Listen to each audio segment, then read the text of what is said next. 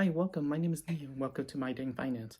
And in this video, I wanted to give a review on this gimbal that I recently purchased. This is the Cinepeer C11. And this gimbal is for pretty much all smartphones. And I purchased this probably about a month ago. And I've been kind of using it for a month. And I recently went to SeaWorld and film some footage on my smartphone, and this is what I have is just an LG Android smartphone. So what this is this gimbal here, this is a 3-axle gimbal, so it has 3 motors, one here on the side, one here on the back, and then one here on the bottom right here. So right here. So and then you have this knob here in the back, and this is to adjust it. So before you kind of use the unit itself, you have to kind of place your phone on there, and you have to balance it first before you can start using it, because if you don't, what's going to happen is that you're going to burn out the motors. So to do that, what you would have to do is loosen the knob here, and then it kind of adjusts out, so it pulls in and out. So what you'll do is usually you'll do that, and the thing is, if you have a smartphone, and you have a case on there, what'll happen is that the max amount of weight this would support is 200 grams. If you have a case on your phone, it's over 200 grams, and you may run into problems if you try using the case, because I've done that at SeaWorld at once. I used with the casing on there, and it kind of threw it off. It kind of messed up the balance, and it looks like it kind of shut off or something like that, maybe because it was too heavy. So what you would have to do, that's why I'm actually using my old Android phone, is because it's pretty much, might as well use it and kind of have put it to use and stuff like that. So what you will have to do is you have to place your smartphone on here, and I'll just show you here. Just kind of slide it in, and you'll see it kind of tilts down. That means that it's still not balanced. And what you would have to do is you would have to loosen that knob again, and then later on, you would have to adjust it moving in. And as you can see, you have to keep bringing it in and stuff like that till it's perfectly balanced. So as you can see, it's almost there, and I might have to pull it out just a little bit more. And put it in. So there you go. Right there, I just kind of pushed it in a little bit, so it's kind of balanced right now.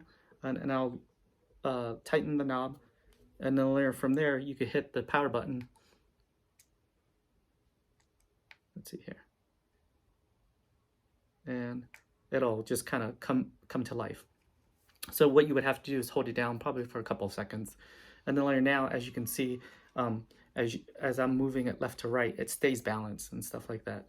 So the default setting is that when you turn, it follows. And this is the main mode that I used when I was at SeaWorld. So there's other modes on there too. There is one mode that I tried. I downloaded the app for the gimbal, and I paired it. And then later on, there's actually a mode where you could track an object and stuff like that. So I used that before, and that's actually pretty cool. It actually works really well. And there is a learning curve for using this gimbal, and the reason why is because if you actually press down on there, actually it tilts up, and only if you press up, it would tilt down. So if you're when I was using it, I was thinking oh, if I push up, it'll go up, but actually it goes down, and vice versa. So there is a little learning curve, and then it may take a little practice and stuff like that to kind of get used to that. But then later from there, you can kind of play in your shots and kind of get whatever shots you need and stuff like that. But to me, it's worth it. This is only $50, and I believe a couple years ago this was actually more like $60-$70. But if you're an entry-level person and you're on a budget, I would recommend this gimbal. The reason why is because if you want to get certain shots and you're kind of struggling with that, especially if you have a handheld tripod or something like that, and you're trying to do those zooms in and maybe a shot where you're running and stuff like that, you'll notice that when you record, you'll get that jerky motion where it's kind of like jerky, jerky, jerky and stuff like that, especially if you're running. And the good thing with this is you'll kind of see smooth motions and stuff like that. It might not be as smooth as maybe some of those other ones that are more expensive.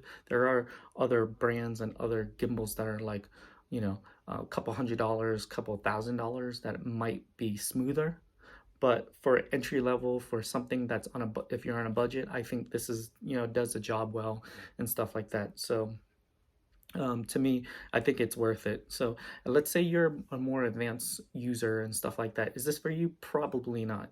You probably want to get something more expensive, more uh, a different brand that has more features and stuff like that. But if you're, you know, but if you're just starting out, that's totally fine. In my opinion, I think it's well worth it. And the reason why I purchased this is because I wanted to kind of get those shots, want to get those like zooms in and pans and stuff like that for some of my videos. And when I tried it doing handheld, especially with my tripods or something like that, I would get it would look fine, and then when I play it back, I noticed that hey, it's actually pretty jerky and stuff like that. So with this, it's kind of really smooth and stuff like that, and you could plan your shots and get a lot of cool shots and stuff like that. So to me, some people might say, hey, don't get a gimbal. You don't really need a gimbal. You know, in my opinion, just think of these as tools, right? So it doesn't matter what kind of tools you have and stuff like that. It's how you use it. So, you could have like $1,000 gimbal and stuff like that, but if you don't know how to use it, you can't get the right shots that you need for your videos and for your films and your documentaries or anything like that. So it's all about the artists themselves, in my opinion. But it's good to have these tools for your pretty much your arsenal, so you could whatever shots you want to plan out, then you could kind of execute. So hopefully this helps. Hopefully this review kind of is informative for you. In my opinion, I definitely think this is worth it. And if you're definitely on a budget, if you want something under $50 or $100 and stuff like that, definitely look into this product here. It is well worth it. And the good thing, one more thing, there is a charging port down here. So if you are, let's say, using your phone and stuff like that and it's low on battery, you could definitely charge it. And that's what we used when we were at SeaWorld. A couple of our phones, we were there all day, so a couple of our phones kind of ran out of battery. But the one thing about this is that like when you place your phone on here, the charging port is blocked. So you can't like charge it and use it at the same time. You would have to kind of take it off, charge it, and then learn, pop it on there and use it. That's the only drawback to it. But other than that, I think it's still worth it. I think it's still, useful. And for $50, can't beat that. If you have a higher budget, definitely you could kind of go for something more expensive and stuff like that. But if you're just starting out and you just want to get some these cool shots and stuff like that, it's well worth it. So hopefully this video helps. Hopefully you find it informative. Let me know if you guys have this, if you think that there's other ones that are much better, that are about the same price point or anything like that. And hopefully you guys take care. And you guys have a good day.